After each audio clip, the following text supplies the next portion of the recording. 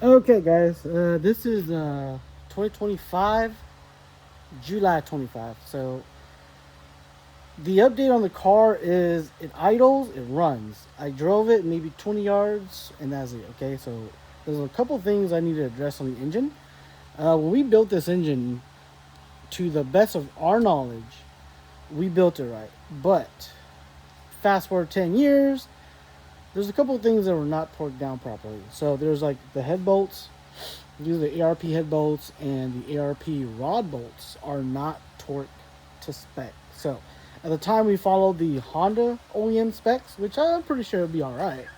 But now that there's new specs that are out, because at the time they wanted us to do like the rod bolt stretch method, and we didn't know what that was basically.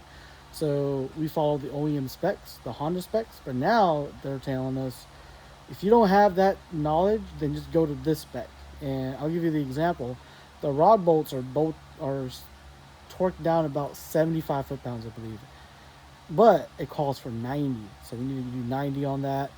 And the rod bolts were, from what I remember, it was something like 25 foot pounds and another 90 degrees, something like that.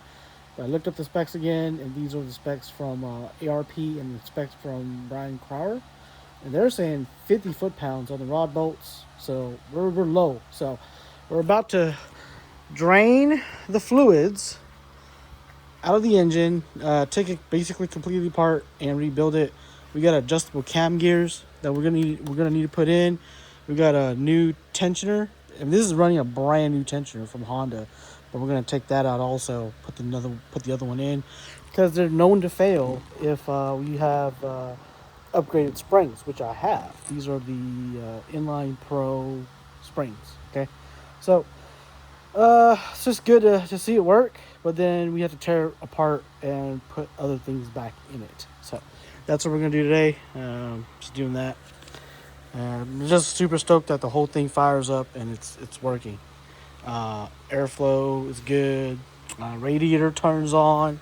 I mean, the only thing I got left is the stupid alternator is not working because the EMS does not control the alternator.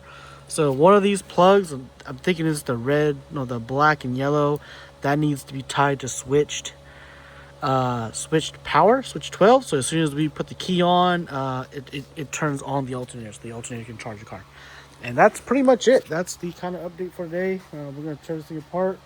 We're gonna show you guys some goodies that we're putting into the engine, and we'll fire it back up hopefully in a couple days.